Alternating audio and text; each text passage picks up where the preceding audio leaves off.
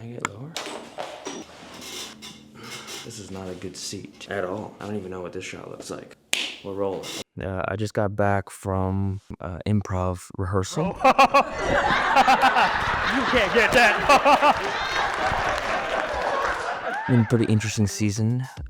Definitely a training and learning season in improv. I think improv is probably the more recent thing that has happened in my life. It's something that has profoundly changed the way I see life, the way I live life, and also the work that I do. I was walking down the street one time when I first moved to Georgia, kind of sad, depressed, from the move, and I bumped into this small theater downtown Cartersville. It said on the sign, improv auditions. And I was like, well, I don't have any gigs coming to me. I don't have any connections. I just moved to Georgia, so I had nothing really happening. So I said, yeah, why not? And literally it was a yes end in my life. And that's kind of the basics or the basis of improv, is this attitude of yes and. And I did the audition, and I remember this feeling. It felt very familiar to dance. As a b-boy, as a house dancer, a freestyle dancer, the idea is DJ plays a song, you don't know what they're gonna play, and in that moment you go with it and you groove and you take all the knowledge that you have and you just are present in the moment and you perform. Dance, there's this moment where you go through this process of prepare, and then you let go. And it's, accumulating information, it's training, it's conditioning, it's learning moves, practicing rhythm, practicing groove. You're doing so much. And then a moment of a competition comes up, or a cypher, which is like the circle and people are dancing in the center of it. And there's this moment where you kind of blank out and you just are there. You're just present. You're just available. And then your round's over and you click back into reality and you go, I don't even know what I just did. And in that moment, you just fully trusted yourself. And you weren't thinking, you weren't planning, you were just reacting. You were just doing. And that feeling, that essence of freestyle is something that I feel very at home about. And I felt that one time when I was acting. I was on stage practicing a scene from a Tennessee Williams play. And it was this moment where I felt like I was flying. Like I prepared as much as I could to remember the lines. And then in the moment, action, I let go and I just felt like I was flying. And in this moment, this audition, it felt very similar. It was this feeling where I was in complete control, and yet I wasn't trying to control it. I just allowed it to happen. And I felt very present. I could say that improv is the greatest left turn of my life. Didn't plan it, didn't expect it, and that is kind of what improv is. Okay. So much. Okay. A lot. It's one of my favorites. Okay. Yep. Okay. I see. So expressive. You are so expressive. Now I'm Meat. Yeah. I'm hungry. I think at the time too, improv was really important because I was not in like a happy state. So it felt really good to laugh again. But truthfully, I needed to laugh, and connecting with the troupe that was there locally in Cartersville has been some of my best moments, learning to laugh again, and then also learning a craft of comedy. I feel like I'm funny, but I've never actually tested funny in performance, So this was the first time that I was attempting to bring my comedic side to life, like on a performance level. So this was different.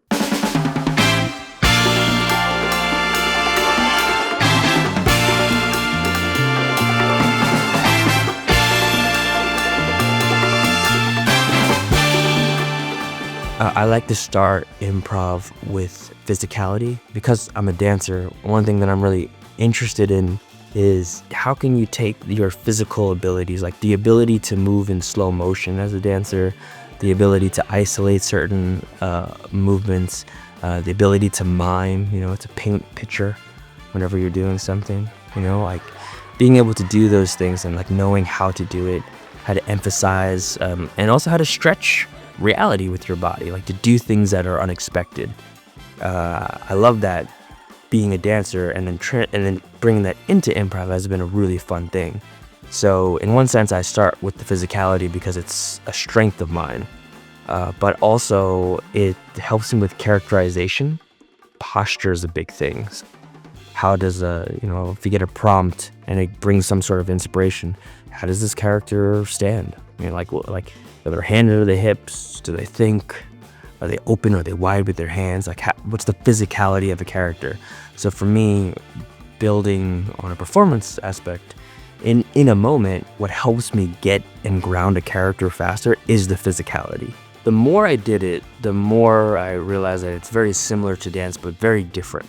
Look, if you are a dancer and you're in freestyle arts, improv is a great next step, a great next stage. It's similar muscles, it's similar concept. If a song in dance, if a song is the prompt and your performance is the improv, it's similar in improv that the prompt from the audience or the story, that prompt is the song that the DJ plays, and then you just dance.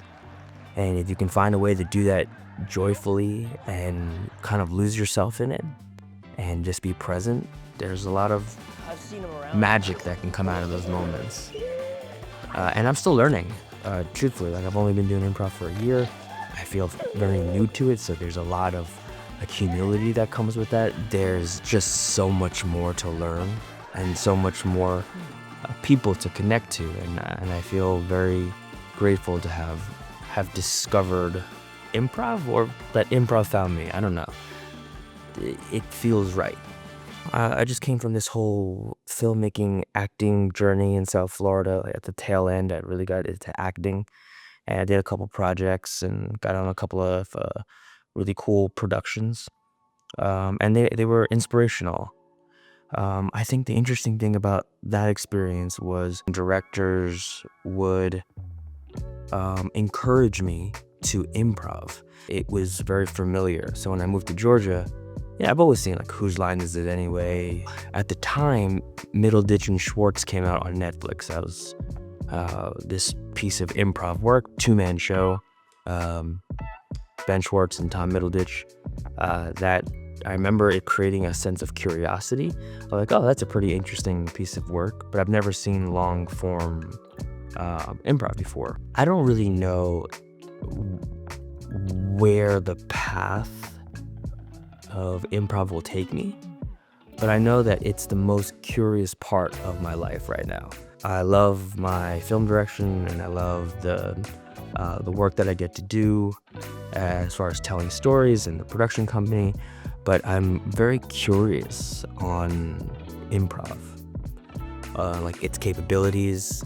I'm learning storytelling. I'm learning how to write, essentially, because when you're doing improv and you're telling these longer stories, you have to understand storytelling. So like, beginning, middle, and end. And and also if you want to make it funny, you have to understand comedy. But to understand comedy is also understanding truth. Like, what is true? What is so true that it's funny?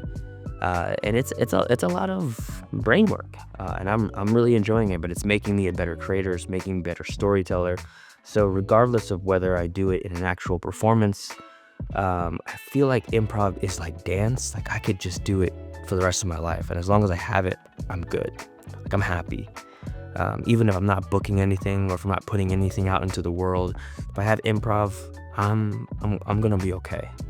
And that's a really cool feeling to have, is knowing that no matter what happens, as long as I have this in my life, I have some ground. I have some stability. I felt that way with dance growing up, and now as a creative adult, I feel that way with improv. Like, do want to act, and I do want to be in films, and I do want to write, and I want to produce, and I'm doing all these things, but improv feels like a center point. It feels like an anchor. It feels like a thing that can ground me in one, always keeping me kind of fresh and sharp and understanding story, but then also sharp in performance. But then it also challenges my brain to see unexpected, the unordinary, or to be silly, to really take the left turn and to not go where a story is expected to go where a story is interesting. And just knowing you have that practice is really important. So this next season, I really want to dive a little bit deeper into the world of improv. Probably some study, probably actually going to other events and other troupes and be able to play on stage with other people, as well as hone my craft with my community that I have here where I live. Having that, that feels like hip hop, right? Like it feels like I got my crew or the people that I'm at my session, my home session, the community of people that I'm learning with, but then I'm also involved in the world of performance, and that's kind of where that is how I came up as a dancer, and I feel that process is the same in any art form. Have the people, your core people that you train with, that you practice with, that you're learning a craft with, and you are taking risks and trying things, and you're also in this student season with them. But then you're also out there challenging yourself and being competitive in some nature. Not competitive with people, but competitive with self, like challenging yourself to always work with people that are better than you, more experienced than you. And I think that